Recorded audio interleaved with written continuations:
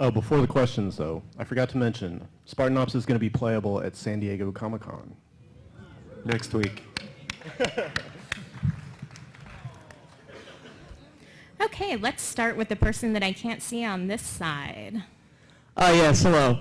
One of the biggest questions that I think is, that's on my mind, is do you think that you'd be able to hold true to the Halo storyline? Because with all the fan base that's been gathered over the few games that have been made, I'm being led to believe that there might be a big disappointment if y'all don't do it right. Well, I mean, if I didn't bathe correctly this morning, that would be disappointing. So you got, first off, you got to scrub everything, folks.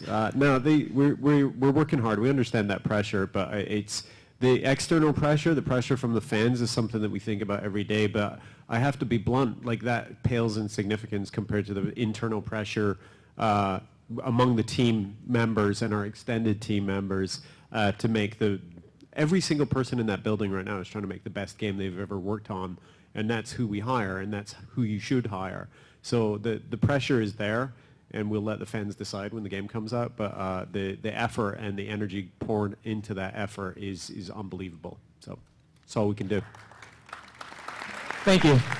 You want to come up here? Okay, person I can't see on the right. I have a question for Forge. Are we going to get like weather or like time of day settings at all? Am I doing that? I think you should take that one, Frank. No. I will say there's a lot of things that you can do with the tools that are in there and obviously the fact that you render shadows and real-time lighting and stuff like that is really going to change the look of it. But one of my favorite things about the new lighting engine is the fact that the warning that it is now rendering the light is literally not on screen long enough for you to read the whole thing. So but I think you're going to be able to see an awful lot of really distinctive looking Forge maps that don't have the sameness that they've had traditionally, and things are just going to look much, much better. Yeah, kind of like Mike mentioned earlier, we have a really nice variety of Forge environments where this is probably the most tame of them, honestly. So we're very excited about that. Yeah, I should point out that is one of the Forge environments that's available and one of the palettes that we're talking about. So there's a lot of visual variety that will solve that, we think. Actually, I shouldn't give this to you because you just want to kick our ass. You should just go back. No, I'm just kidding. Come up. Right? How much of the book canon is actually going to make it into this new trilogy? How much of the, sorry? The book canon? Oh, certainly the last, the Greg Bear novels and the Karen Travis novels are doing a lot of really significant setup. So in this case, a huge amount. Typically in the past, the books have, they've been separate stories. They're all canonical, but they've been sort of separated by distance and time in a way that we're not anymore. You won't need to read the novels to understand it, but anyone who's actually invested in that fiction is going to have a lot of notes of resonance and surprise when they play the game because there's an awful lot of that material in there, and it's been really good universe building for us in the interim. I believe we'll have some news soon on that front, but you didn't hear it from me. Left? My question is, can we drop weapons and can we lower weapons? And are you allowed to say? Kynan? Yeah, we'll fully support those features for multiplayer. All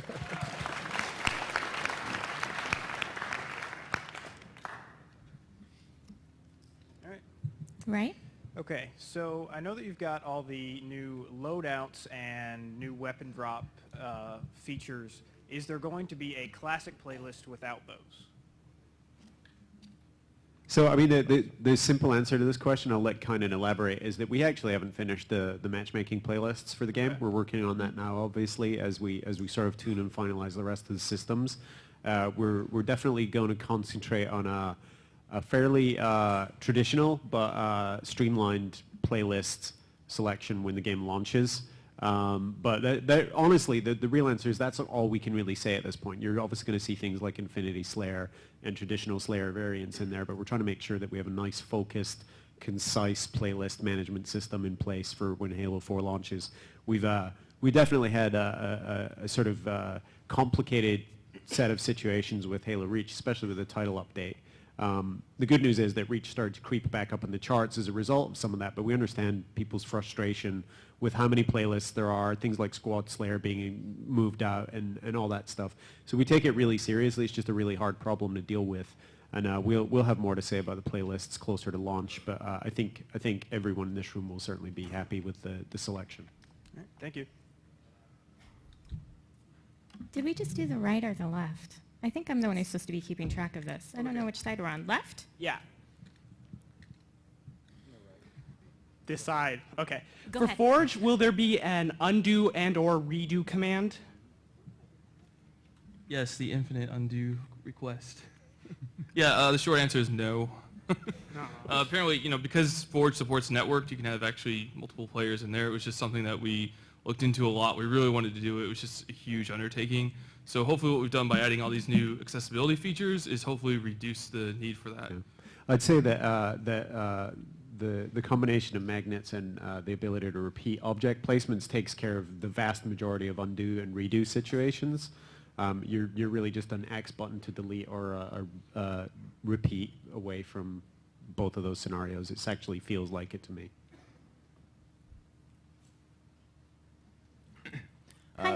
Will there be any in-game rewards for previous Halo titles?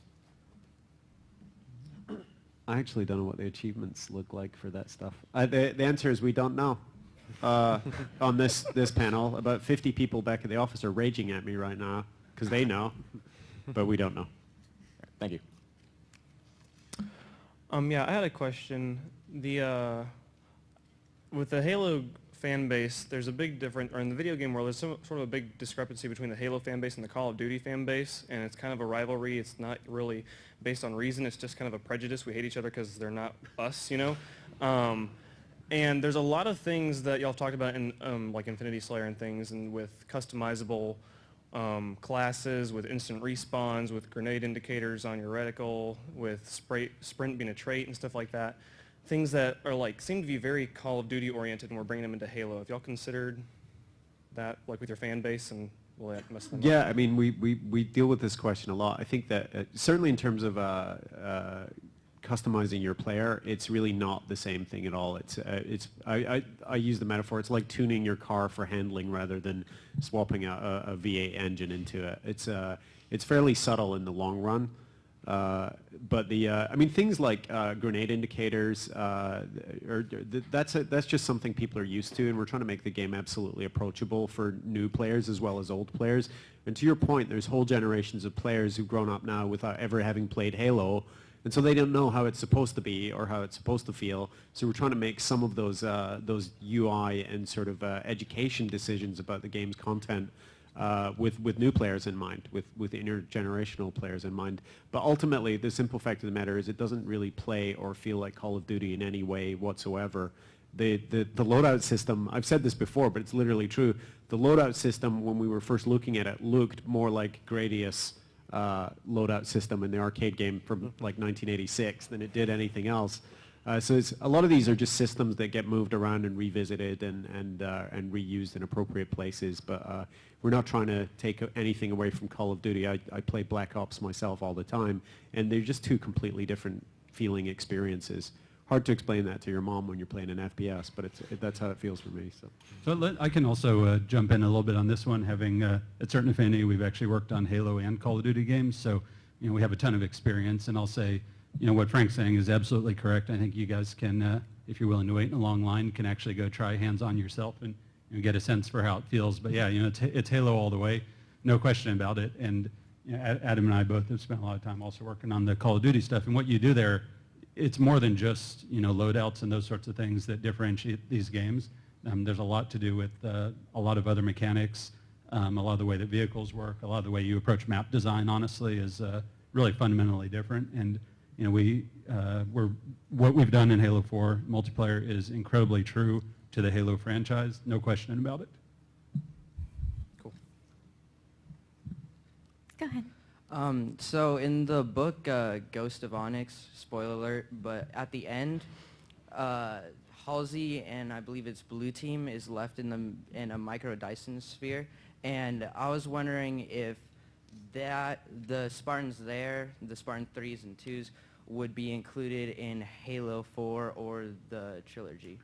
They will not be in Halo 4, but we have plans for everyone that you just mentioned in terms of following up on their story. And actually, Ghosts of Onyx is a good example of where we took a book and we told Eric, make sure that this doesn't interfere with this because we haven't finished the story for this game and blah, blah, blah. There are all these sort of logistic things where you just try to put people in a safe bubble, almost literally in the case of the Dyson sphere. We don't do that anymore, and so one of the tasks that we have is to go back and clean some of that stuff up so that characters that were sort of sealed off from the rest of the universe that people love are actually reconnected with the universe in meaningful ways. So we'll be doing that, but it's going to be a long-term process. So you will get to find out what happened to those guys, and it will actually be germane to the core game story eventually. Thank you. Okay, I will hold it by hand. I was about 30, 40 minutes late, so I didn't hear the whole beginning. I was wondering if you were going to come out with a multiplayer beta like they did in Halo Reach, and when and if that's going to come. No. We're doing large-scale testing currently and have been all year within Microsoft, but ultimately, given our schedule and resources, it was not. There's definitely a lot you can learn from a public beta, but I think when we're doing fairly radical overhauls of the systems, the thing you're going to get back from any beta is, just make it the same as it was before when you're doing this kind of evolution. So there's a lot we could have learned, but ultimately resources, time, schedule, and just our ability to get through this project meant that we were better off concentrating those resources internally. I should point out that when I say internal, lots of members of the public get to play and give significant feedback. And we do really, really extensive user testing with real players. This isn't just Microsoft people, but it's a sort of umbrella sheltered experience for those people, and they all have to sign NDAs. But real people just like you, and probably a couple of people in this audience might have been doing that, but they can't say because of the NDA. So.